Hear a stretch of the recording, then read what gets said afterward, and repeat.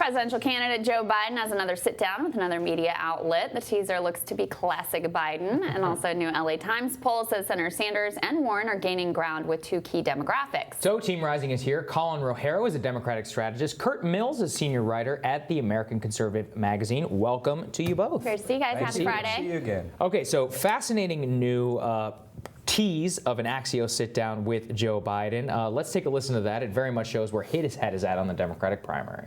Medicare for all. Do you think that's political The party's suicide? not there. The party's not there at all. I've been So, saying some of from your then. opponents are. Yeah, but the party's not there. You know the numbers. What do you think You that- guys got it all wrong about what happened, and what You what sound happened. like Trump. Yeah, Fake I news? do. No, look, it's not fake. It's just bad judgment. You all thought that what happened was the party moved extremely to the left after Hillary. AOC was the new party. She's a bright, wonderful person. But where's the party? Come on, man. Come on, man. What do you think, Colin? Yeah. I'm happy to challenge anybody to a push-up contest. We covered that makes You me didn't happy. call anyone fat, so that was an improvement. Look, he's in the middle and he's sticking with where he Yeah. is. Whether or not the entire party's there is debatable because we've got two candidates in the top four who are definitely for Medicare for all, and he's one that is not. Right. Kamala, who was kind of in the middle, has fallen off, and who knows where Pete is. Pete's changing. We pretty weren't flexible. He was Pretty eventually flex. there. Yeah. What do you think of this, Kurt? Because, I mean, broadly, so Biden does have this, 30% support. However, if you look at the polling within the party, Medicare for all is actually overwhelmingly possible. Yeah. Is overwhelmingly, what am I trying to say? Popular. There you go. I was going to say personable. But it's an extraordinarily popular position. I mean, regardless, with the private insurance and all that, but within the actual party itself, I don't think Biden is correct on this. What do you think?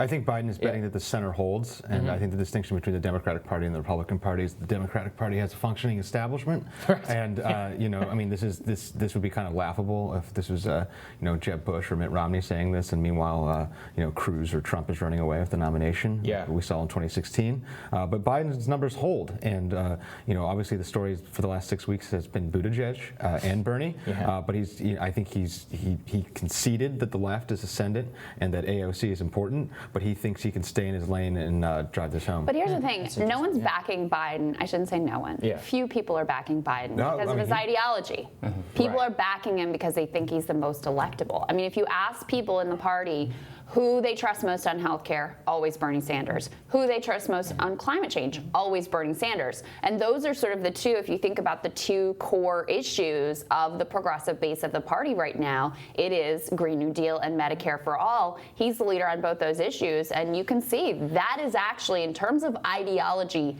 that is where the base of the party is, even if they have concerns still that make them nervous, that make them think they have to vote, suck it up, as Jill would say, and vote for Joe. Their concern, right, is that the swing voters wouldn't stick for that. They're like, oh, well, I like this, but I don't think a swing voter would like this. I mean, how do you reconcile that, Colin? What do you think? Yeah, look, I think there are a couple of things at play here. One, I think, is you're right, electability plays a large part of this. I think there's a generational gap in the Democratic Party, too, that you see the new Green New Deal and Medicare for All is wildly popular with younger generations and working class. And then when you get into more the white liberal, establishment, they're like, no, I don't, I'm more focused on beating Trump. So I think that has a lot to do with it as well. And, we'll see. We'll see in the primary where we actually end up. Yeah, and we actually see a lot of this with black voters as well. Is that a lot of them are like, well, look, I don't disagree with the policy. But Joe was there. We trust him. He was with Obama, and all we want to do is beat Trump. They look at it as an electoral math issue. What do you think, Kurt?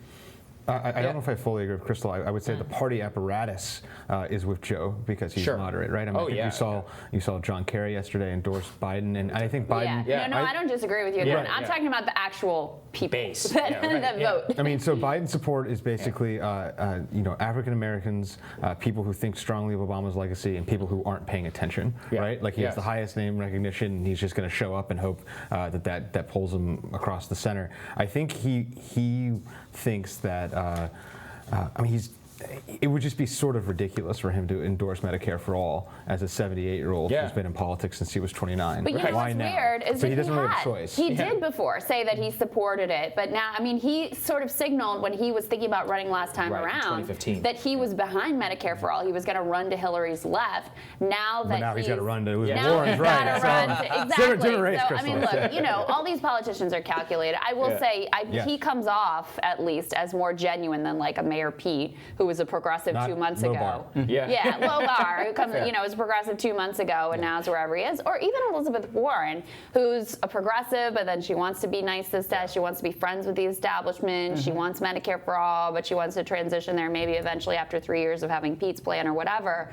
So I do think part of his durability is that people do feel like they know who he is, even though rhetorically he's shifted on some of those issues. I will say, before we move on, I do actually think this is a very good electoral position for him. Because to be the only guy who is against Medicare for all straight up in the primary is a great differentiator. That's like 30% of the party. That's like all the old people who want hands off my Medicare, right? Like a lot of those people vote. And a lot of the labor vote. Labor has health care that they like, that they negotiated under Obamacare, and they don't want to get rid of that necessarily. So there's a lot of that too. It depends on the I don't know that I'm going to go with that, because if you look at the unions who actually vote for who they want to endorse, usually the membership votes for Bernie Sanders. The leadership picks Joe Biden. I was going to say the leadership doesn't necessarily do that. But the Medicare for All point, I think, is really important, because what do we see? Kamala and Warren both tried to glom onto Bernie Sanders' plan even when they didn't really believe in it.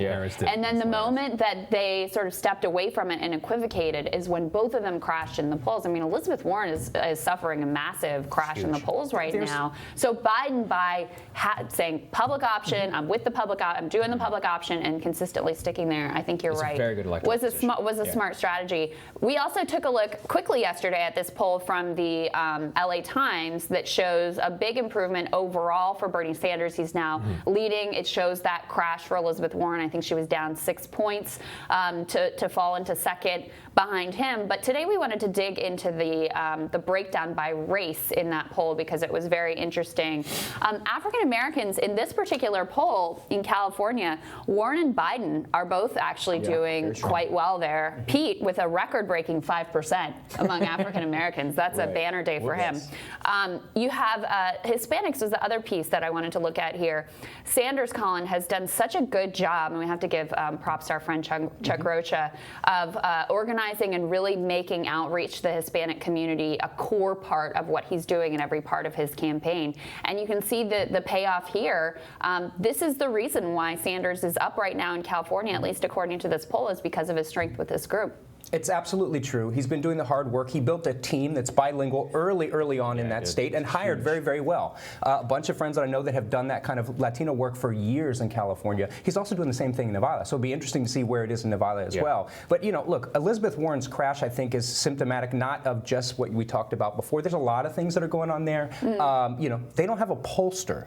And they're doing things like running climate change ads in Iowa in the winter. Like, it's cold. I don't think this seems a pressing issue as you get closer to the election. They don't have a pollster? They do not have a pollster. So there's some This is inside the Beltway stuff, which actually does matter. Well, here's the other thing. Here's the other thing I heard. I was told about them from a rival campaign. So let's just put that out there. But they're not running much in the way of ads, because she spent heavily on a large on-the-ground team and operation, which can be good. I mean, organizing is important. It can get you a couple of points, but you also got to be able to communicate with the population. That's why we see Pete has gone up with lots of ads in Iowa as part of why he's doing so well there. Like 10-1. Apparently, part of the fall for her has also been that she's not matching some of her rivals on the airwaves. I mean, they're all gambling, right? Except for Bloomberg, who's just spending. It's not a the gamble luxury for of a cash machine. I do want to focus a little bit more on this poll, though, because I think it is very interesting to see the African American vote almost split between Warren, Biden, and Sanders here in California. And this is very much a different story, Kurt, than what we see in South Carolina and the rest of the Super Tuesday states. Why do you think that is? Is it a class differential that maybe there's more an upper middle class support for Elizabeth Warren in Oakland and some of these other places? What is it? I think that any of the Democratic candidates who struggle with the black vote, they're really struggling with the African American vote in the South, where the Democratic parties are weaker. If you think about it, Bernie Sanders was not the nominee in 2016 because he lost in red states. States that weren't going to vote Democratic in the general election anyways. So it's this weird sort of veto system. And so I think you see it this time, the candidates that are doing best are often the candidates who are most established, that the community knows best, and that's Bernie and Biden. Biden's a he's a name brand. Yeah, and Bernie tried last time, and he was runner-up last time, so they know him. And I think he's, if Bernie holds on, I don't think you're going to see him get killed 9-1 like he did last time in South Carolina. And, I do want to make sure we do mention this. The Asian population in California is absolutely huge, and you see Bernie's at 26%, Elizabeth Warren is at 24%, Biden and Buttigieg at 9 and 7. That is interesting. This is one population we never talk about, but I mean it's a huge population in California, right? It absolutely is. Yeah. It's an important part of the electorate, and look, there are people who have been doing the work in those communities and people who haven't, and that's what you're seeing. The difference here. It's not that complicated. When you're doing advertising in language to people and focusing on their community, your numbers move. I think important to note on California. I think the Kamala dropout was all about California, right? Yeah, it was. Absolutely. Yeah, absolutely. And it's the one place, and it will be interesting to see where her support goes. I saw some polling yesterday seem to indicate that Biden would be the primary beneficiary there. So, all right, stick with us, guys. A lot more right after this.